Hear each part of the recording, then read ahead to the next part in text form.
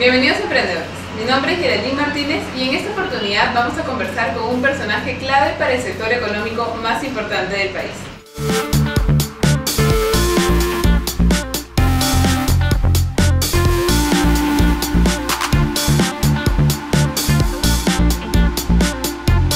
Yo creo que hay una falta de sintonía en el cómo hacer las cosas. Yo creo que se ha hecho mucho diagnóstico, ¿no? Desde el laboratorio, desde una posición un poco cómoda quizá de análisis, de diagnóstico, pero no hemos logrado llegar realmente al cómo hacer las cosas. Estamos llenos de estadísticas, ¿no? 40% del PBI, una 70, 80, 90, uno dice el porcentaje de participación del empleo. Bueno, ¿qué políticas se aplican para la pequeña empresa? ¿Quién defiende a la pequeña empresa? ¿Quién se compra el tema de la pequeña empresa? Esfuerzos desperdigados del gobierno, de los gobiernos, ¿no? De los gobiernos, incertidumbre. Uno no sabe quién es el que la representa.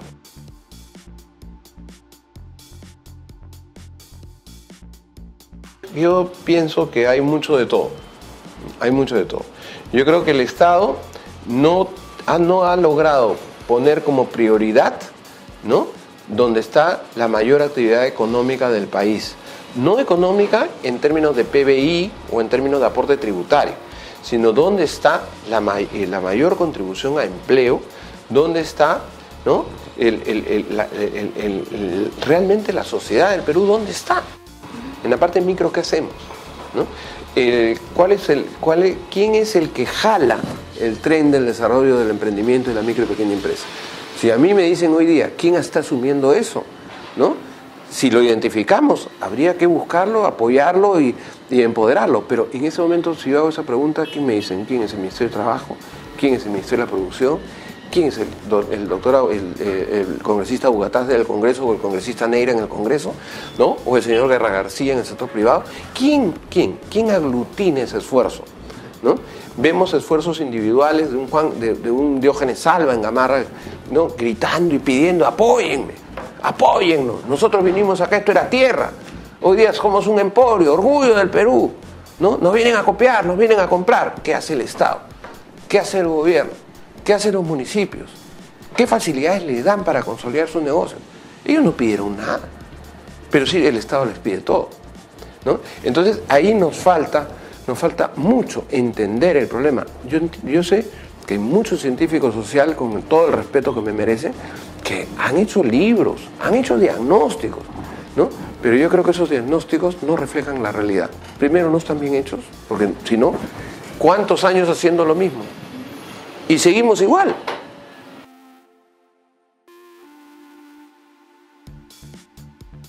Todo el mundo le pide al pequeño empresario cosas antes de que empiece a operar. Yo creo que nos faltan un montón de facilidades. Hay iniciativas que se están dando en eso. En Colombia, y desde el punto de vista tributario también. En Colombia, por ejemplo, ¿no?, hay esta ley, aquí tengo una copia, ¿no?, la ley 1428 del 2010. Le da 2 años de exoneración de impuestos de la renta los 2 primeros años. De ahí le da 25% el tercer año, 50% del cuarto año, 75% y 100% el sexto año. O sea, la acompañan en 6 años de crecimiento para que puedan, ¿no?, consolidarse.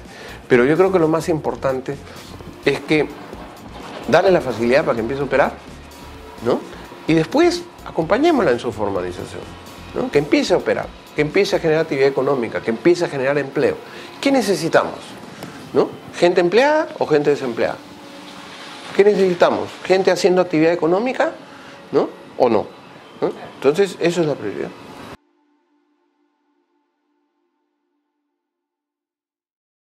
No, legislar no es suficiente.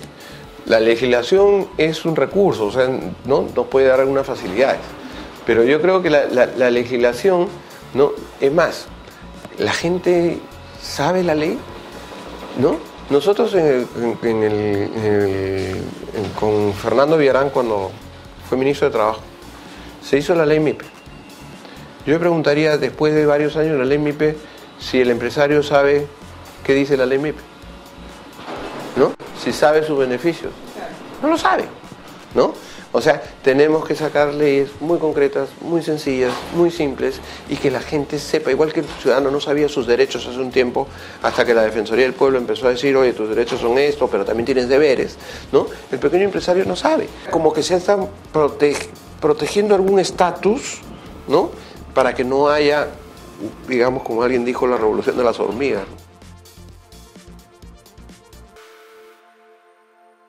Y yo creo que en esa gestión con Fernando Villarán, primero, un tema importante que el Consejo Nacional del Trabajo, que se había dejado hecho en el gobierno Paniagua con Jaime Zavala, se implementó en la gestión de Fernando Villarán y se incorporó dentro del diálogo social también a la pequeña empresa. De otro lado, y hoy día el Consejo Nacional del Trabajo, yo no sé dónde está, no sabemos si funciona. La ley Pulpín salió, inclusive tengo entendido, ojalá no me equivoque, que el ministro de Trabajo probablemente se enteró en el Consejo de Ministros. O sea, la ley se había hecho en el Ministerio de Economía y el Ministerio de la Producción, ¿no? Y no en donde se debía haber hecho y discutido, ¿no? De otro lado, en esa época se hizo el Consejo Nacional de la Micro y Pequeña Empresa, que era el famoso CONAMIPE, ¿no? Y después se instalaron los COREMIPES, que eran los consejos regionales, que articulaban al gobierno regional, a los municipios, a las asociaciones de emprendedores. Se promovía asociatividad, porque los mismos pequeños empresarios elegían sus representantes de los consejos regionales y todos ante un consejo nacional. Yo creo que ese esfuerzo se quedó en esfuerzo. Se hizo Perú Emprendedor. Perú Emprendedor tenía planes de negocio, tenía créditos, tenía un montón de cosas, pero hay veces los programas sociales, como no son parte de una política de Estado, ¿no? Cambia el gobierno y ponemos otro, ¿no? Si uno define, no sé si usando el Acuerdo Nacional, usando el Centro de Planeamiento Estratégico, definir claramente hacia dónde vamos los próximos 20 años, cada gobierno respete las políticas de Estado y se siga apostando por un tema.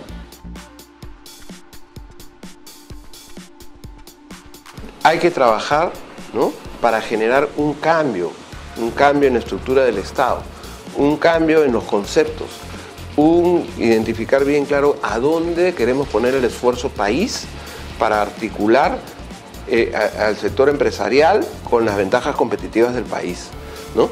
Cómo el Estado da facilidades, da marcos, inclusive tributarios especiales para las cadenas que hay que desarrollar, para los sectores que hay que desarrollar, cómo la gran empresa articula y jala a la pequeña, cómo realmente se premia.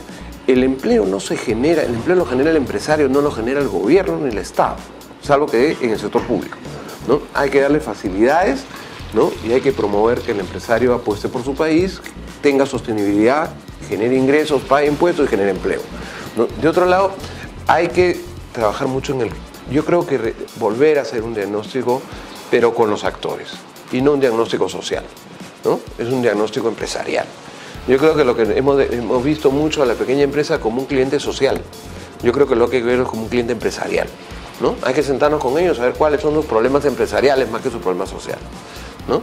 Y ver con ellos las soluciones, y que el gobierno, yo quisiera ver un día, como dije antes, al presidente de la República sentado y liderar y decir, a ver, señores ministros, tráigame su propuesta para tener un Perú, ¿no? Tener un gobierno que sea facilitador de la pequeña empresa.